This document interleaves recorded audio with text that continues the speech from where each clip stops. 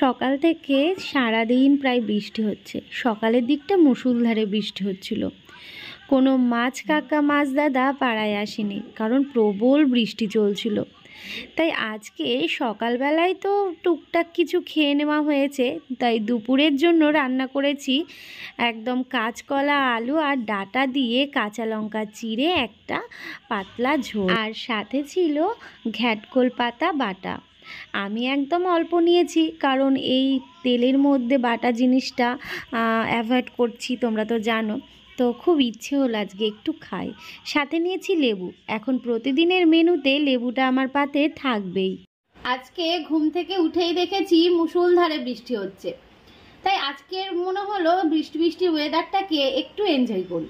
তবে বৃষ্টি weather enjoy করা মানে একটু খিচুড়ি হবে, একটু ইলিশ মাছ ভাজা হবে, বেগুন ভাজা হবে। তুমি কিন্তু ভুলে যেও না, তোমার ইলিশ মাছ খাওয়া বারণ আছে, মানে ভাজা পোড়া খাওয়া বারণ আছে। ভাবো তাহলে, সকাল থেকে আর ব্লগ শুট করতে পারিনি।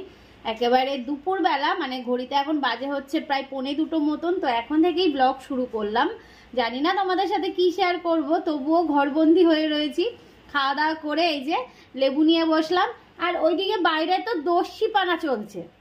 মানে একটা ফ্যামিলি, যেটা গোটা একটা ফ্যামিলি আমাদের বাড়ি থেকে গায়েব হয়েছিল, তারা এখন বাড়ির মধ্যে এসে আবার তাদের দস্যিপানা, একদম সেই পুনরায় যে দস্যিপানা চলছিল। ওরে ওদের জুতো ফেলে দিল তোমার, হ্যাঁ কিটোরে বেল্ট গুলো কিন্তু কামড়ে দেবে। ভেবো না যে ওরা খুব শান্ত, ওদেরকে সামনে থেকে দেখলে বুঝতে পারবা ওরা কিরকম শান্ত, ওরা কতটা শান্ত। আমি শুধু ভাবছি যেখানে ছিল সেখানে কি করতো, সেখানে কি করেছে। আমরা নয় জানি যে ওরা এরকমই করে, ঠিক আছে চলো, আমাদের অভ্যাস হয়ে গেছে দেখতে দেখতে। দেখো বাইরের চটটাকে নিয়ে পর্যন্ত চলছে, কিন্তু যেখানে ছিল সেখানে কি করেছে। যাই হোক, ওই জন্য বেশিক্ষণ ওখানে থাকতে পারিনি। ঘুরেছে ফিরেছে আমার জায়গাতেই চলে এসেছে। মানে যেখানেই যাক না কেন, আমাদের জায়গা ছাড়া বা আমাদের বাড়ি ছাড়া ওর যাওয়ার জায়গা নেই, ঠিক আছে, ওইটুকু ঘুরতে হয়। বাইরে যে বৃষ্টিটা হচ্ছে, এই বৃষ্টির মধ্যে যদি থাকতো তাহলে একদম পুরো কাকের ছাউ হয়ে যেত, বলে না যে কাকের ছাউ। আমাদের তো ধরো বাড়ির মধ্যে রয়েছে না, দরজা দেওয়া ঘরের মধ্যে সব, কিন্তু যেখানে ছিল সেখানে কি করেছে, ও বুঝেছে যে আমার এখানে যে জায়গা হবে না, আমার ওই জায়গাটাই ঠিক। যেটা হচ্ছে আজকে থেকে যে বৃষ্টিটা কাল রাত্রি থেকে শুরু হয়েছে, এটা নিম্নচাপ। এটা সহজে যাবার নয়, এক নাগাড়ে কনস্ট্যান্ট বৃষ্টি হয়ে যাচ্ছে এই তো অবস্থা। তার মধ্যে মুষলধারে এক এক সময় বৃষ্টি হচ্ছে, এক এক সময় হালকা হালকা, মানে নিম্নচাপের মতন চলছে। আর কারেন্ট নেই, কারেন্টের কথা আর কি বলবো, এটা আমাদের সঙ্গী। যাই হোক চলো লেবু খাই, ব্লগ ভিডিও এডিট করি, আর অবশ্যই সাথে নিয়ে বসেছি ওষুধে, যে এটা তো আমার সঙ্গী। লেবু খাওয়া হয়ে গেছে। আজকে লেবুটা কি মিষ্টি, খুব ভালো। আর নেই, আর দুটো লেবু রয়েছে। আওয়াজ পাচ্ছ? আমি তোমাদের এক ঝলক একটু দেখিয়ে আসি, দাঁড়াও এক ঝলক দেখিয়ে আসি। কিছু একটা ফেলেছে, কি হলো? ও জলের বোতল। কি গো, এই যে জলের বোতল। কিরে, ও এদিকে একজন ঝাঁটা নিয়ে, এই যে একজন ঝাঁটা নিয়ে, একজন জলের বোতল নিয়ে, আর একজন ছিল যে এখানটা চটটা সরিয়েছে জুতো নিয়ে। ভাবো, হ্যাঁ 50 চার্জ দিতে হবে। কোনটা পড়লো তা আবার উল্টে, গরিলাটা সবে লাগিয়ে নিয়ে আসলো। কি ভালো করে দেখো, তবে তোমার এই গাঁটটা উঁচু তো, ওর জন্য বেঁচে যায়। এই গাঁটটা প্রচন্ড উঁচু। তোমাদের এক ঝলক দেখিয়ে দিই, বৃষ্টি হচ্ছে দেখো, নিম্নচাপ বৃষ্টি হয়েই চলেছে আর হয়েই চলেছে। হ্যাঁ ও তো চলছে। একজন জুতো নিয়েছিল, একজন জলের বোতল, আর একজন হচ্ছে ওই যে, হ্যাঁ আর একজন ঝাঁটা নিয়ে এই চলছিল। ভিডিও এডিটের কাজ ছিল, কাজটা একদম কমপ্লিট করে নিয়েছি। ফেসবুক ইউটিউবের ভিডিও দুটোই কমপ্লিট। তো তারপর চলে এসেছি রান্নাঘরে, কারণ রান্না করার পর গ্যাসটা যেহেতু গরম থাকে তাই জন্যে তখন কিন্তু আমি ওভেনটাকে মুছতে পারি না। তো এখন আমি ওভেনটাকে মুছে নিচ্ছি একদম পরিষ্কার করে। আর যেহেতু এখন খুব একটা তেল বেশি দিয়ে রান্না হচ্ছে না, তো তাই চারিদিক যেন তেলটা অনেকটাই কম হয়। আগে ধরো একটু তেল মশলা বেশিই খাওয়া হতো, তাই জন্যে চারিদিকে একটু তেল বেশিই হয়ে যেত। তো এদিকে সিঙ্কে কিছু বাসন রয়েছে, সেই বাসনগুলোকেও মেজে ঘষে নেব। আর যে কাপড়টা দিয়ে গ্যাসটাকে মুছে নিলাম মানে ওভেনটাকে, তো সেটাকেও মেলে রেখে দিয়ে আসলাম বাইরের দিকে। তো এবার দেখো আমি বাসনগুলোকে এক এক করে মেজে নিচ্ছি। আর আমার বরকে বললাম কি একটু গান চালাও তো, অনেক দিন গান শোনা হয় না, একটু গান শুনতে ইচ্ছে করছে। ও বলছে দুপুরবেলায় তুমি গান শুনবে? আমি বললাম গান শুনতে আবার সময় লাগে নাকি? হ্যাঁ চালাও। আসলে বেশিরভাগ সময় আমরা সন্ধেবেলার দিকে না একদম জিরো লাইটটা জ্বালিয়ে গান শুনি, দারুণ লাগে জানো তো। তো এখন আমার ইচ্ছে করলো গান শুনতে, তাই ওকে বললাম। তো এদিকে দেখো কটা বাসন ছিল সেইগুলোই মেজে ঘষে নিচ্ছি। আর দুপুরের রান্না তো তোমাদের দেখালামই, দুপুরের জন্যই করেছিলাম। রাত্রিবেলায় দেখা যাক একটু রুটি কিছু করে নেব। আর দুধ তো নিতেই হবে প্রতিদিনই, যেটা আমি নিই। সত্যি বলতে আর ভালো লাগছে না, এই কটা দিন মাত্র হয়েছে তাতেই যেন অস্থির লাগছে এই রকম খাবার খেতে। কার ভালো লাগে বলো তো? এই বয়সে তো আমরা ভালো মন্দ খাবো, একটু ঘুরবো ফিরবো, এটাই তো জীবন, তাই না? কিন্তু দেখো হঠাৎ করেই কি থেকে কি। হ্যাঁ হয়তো অনেকে বলবে এটা সামান্য, এটা ভয় পাচ্ছ কেন, এটা নিয়ে কেন বেশি বলছো। আসলে কি বলো তো, কোনো কিছু যদি শরীরে বাসা বাঁধে না, সেটা নিয়ে ভয় তো হবে, এটা স্বাভাবিক, তাই না? আজকে আর দুধের ক্যানটা দিয়ে আসতে ভুলে গেছি। মানে 4টের সময় বা 4:30টার মধ্যেও ক্যানটা দিয়ে আসলে দুধটা রেখে দিতে পারে, কিন্তু আমার 4:45টার দিকে মনে পড়েছে। তো তখন বাইরে বেরিয়ে দেখি যে ঘোষ দাদা চলে গেছে। তো আজকে আর দুধটা নেওয়া হয়নি। তো আর কি করা যাবে, মনেই ছিল না। মানে বৃষ্টি পড়ছে তো বাইরে, মানে বৃষ্টি তো হয়েই চলেছে। এখন একটুখানি ছেক দিয়েছে, তো গুড়ি গুড়ি বৃষ্টি হতেই চলেছে। তো বৃষ্টির জন্য বুঝতেই পারিনি, ঘড়ির দিকেও তাকাইনি। তো যখন ঘড়ির দিকে তাকিয়েছি তখন চলে গেছে ঘোষ দাদা, আর কি করা যাবে। আর এই বৃষ্টি জল কাদাতে এই মুরগি ছাগল এদের যে কত কষ্ট বাবা। ওই দেখো বেরিয়েছে, দেখেছো মুরগিরা বেরিয়েছে। আর এদিকে দেখো পাশের বাড়ির দিদিদের এই গাছটা পুরো ভেঙে পড়ে গেছে, মানে মাটি নরম হয়ে গেছে। তো ওইদিকে একটা গাছ পড়ে গেছে, ঠিক এই দেখো এখানটায়, আর এই একটা পড়ে গেছে। সকালবেলায় মানে পুরো রাস্তা অবধি পড়েছিল, মাঝ রাস্তাটার মধ্যে।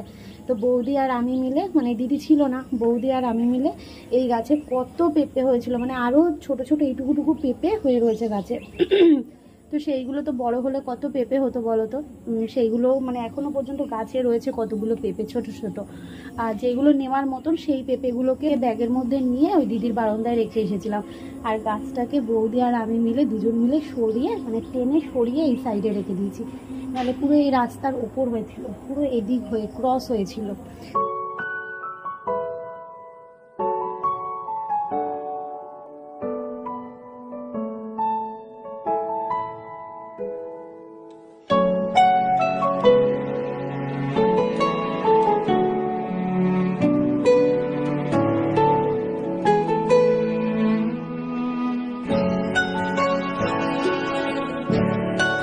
শুভ সন্ধ্যা বন্ধুরা, একেবারে সন্ধে হতে হতেই জানলা দিয়ে দিয়েছি, সন্ধেটাও দিয়ে নিয়েছি, চলে এসেছি রান্নাঘরে। এখন নিশ্চয়ই ভাবছো এই যে রিয়াঙ্কা বলল ঘোষ দাদা দুধ দেয়নি চলে গেছে, তাহলে কি করে দুধ জাল দিচ্ছে। আসলে বন্ধুরা বিকেলবেলায় তো বৃষ্টি পড়ছিল, তাই ঘোষ দাদা আজকে আসতেই লেট করেছে। আমি যখন ছাদে গেলাম তো তারপর দেখি ঘোষ দাদা আসছে প্রায় 5:15-র দিকে। তারপর আমি গিয়ে দুধটা নিয়ে এসেছিলাম। যাক ভালো হয়েছে, আমি তো ভেবেছিলাম মনে হয় দুধওয়ালা চলেই গেছে দুধটা না দিয়ে। তো এইদিকে রান্নাঘরে দুধটা জাল দিয়ে নিলাম, আর করছি হচ্ছে আলু ভাজা, রাতের খাবার। পেঁয়াজ দিয়ে আলু ভেজে দিচ্ছি, অবশ্যই এটা আমার বরের জন্য। ও অনেক দিন ধরে বলছিল আলু ভাজা দিয়ে রুটি খাবে। তো আমি রুটি আর অল্প একটু দুধ নেব, ব্যাস আমার দুধ দিয়ে রুটি খাওয়া হয়ে যাবে। আর প্রতিদিনই তো দুধ নেওয়া হয়, অসুবিধা হয় না। আর দুধ রুটি খেতে কিন্তু আমার বেশ লাগে। অনেকের ব্লগে দেখি সন্ধেবেলায় কত সুন্দর বরের সাথে চায়ের খোশ মেজাজে গল্প হয়। হয়, কিন্তু দেখো আমার বাড়িতে কিন্তু সেটা হয় না। হ্যাঁ, আমার মা দিদি আসলে অবশ্যই সেটা হয়, কিন্তু আমি আর আমার বর যখন বাড়িতে থাকি তখন আর সেই চায়ের খোশ আমেজ আর জমে না। আমাদের খেতে খেতে গল্প বলতে ওই দুপুরবেলা রাত্রিবেলায় এরম সময় খাবার খেতে খেতে হয়, কিন্তু চায়ের সেই খোশ মেজাজে একটা গল্প করা সেটা আর হয় না। আমার বেশ ভালো লাগে জানো তো। তবে আমার বর যেহেতু চাটা পছন্দ করে না, আর ওকে যদি জোর করে চাটা খাওয়াই না ওর অম্বল হয়ে যায়, তাই যে যেটা পছন্দ করে না সেটাকে নিয়ে জোর না করাই ভালো, তাই না? তো আমার আর একার জন্যে চা করা হয় না। আমার বর বলে অবশ্য, যাও তুমি একটুখানি চা করো, করে খাও, কিন্তু ভালো লাগে না। চা জিনিসটা এমন না, যদি একটু সঙ্গী না পাওয়া যায় তাহলে দেখবে ভালো লাগে না। তাই জন্যে চায়ের নেশাটা আজকে আর ধরাতে পারলাম না। আজ কেন এখনও পর্যন্ত ধরাতেই পারলাম না। হয় মাঝে সাঝে একটু ইচ্ছে হলে খাই, যখন মিস্ত্রি দাদা বাড়িতে কাজ করে তখন হয়তো একটু খেলাম, বা বাড়িতে কেউ আসলো কাউকে করে দিলাম তখন হয়তো খাওয়া হয়, তাছাড়া খুব একটা হয় না। তো তোমাদের সাথে কথা বলতে বলতে এইদিকে দেখো আটাটাও কিন্তু আমি মেখে ফেলেছি। রুটি করব, আর মনুসোনাদের জন্যও রুটি দেব।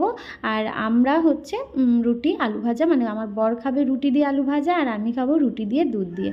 এই আলুটা ওদিকে ভাজা বসিয়ে দিয়ে আটাটা মেখে নিলাম। তোমরাও কি এইভাবে রান্না করো বা সময় বাঁচাও? আমি কিন্তু এভাবেই করি।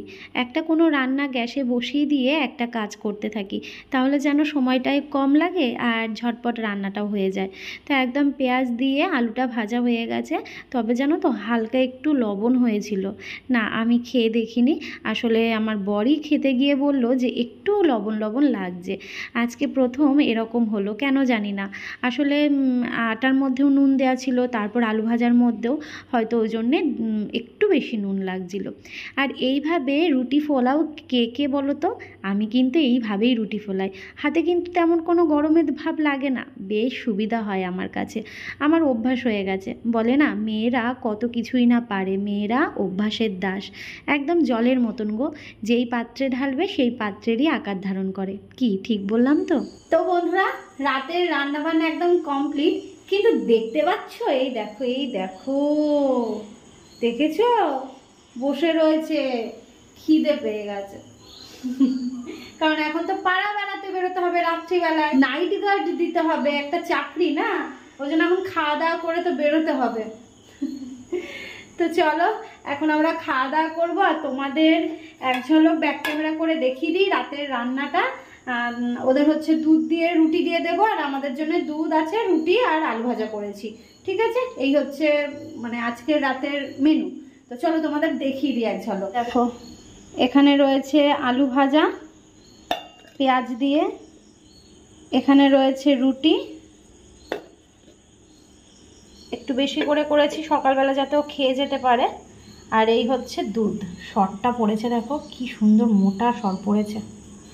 ঠিক আছে, এই হচ্ছে আমাদের আজকে রাতের খাবার। আর এখানের অবস্থা ভীষণ বাজে, এটা পরিষ্কার করে তারপর শুতে হবে। কি হয়েছে? কি খিদে পেয়েছে? খিদে পেয়েছে তোমাদের? খেতে দেবো তো। দেখো কি, আয় দিগায় মনে দিগায়, কি হয়েছে? চলো এবার খেতে দিই। কি গো, ওঠো। এরকম ডাকতে এসছে। তোমাকে কি হয়েছে? ডাকতে এসছে তোমাকে। হ্যাঁ, তখন সব দলবল মিলিয়ে এসছে ঘরের মধ্যে। খিদে পেয়েছে, আমি রান্না করছি তো এইখানটায় সব কটা মিলে বসে রান্নাঘরের দিকে এইভাবে মুখ, জানো? এই দুটো বাচ্চা, আমাদের দুটো বাচ্চা, এটা আমাদের সোনা বাচ্চা, পাজি বাচ্চা। আর ওইটা তো এখন তো সেই বদমাশ হয়ে যাচ্ছে ওইটা। চলো তাহলে খাবার বাড়ি, আর হচ্ছে ব্লগটা তাহলে এখানে শেষ করছি। খাওয়া দাওয়া করে ওই জায়গাটা পরিষ্কার করব, করে তারপর ঘুমোতে যাব, বুঝতে পারলে? চলো তাহলে আজকের মতন ব্লগটা এখানে শেষ করছি। ভালো লাগলে অবশ্যই লাইক কমেন্ট আর শেয়ার করো। দেখা হচ্ছে আগামীকাল নতুন একটা ব্লগের সাথে। চলো টাটা।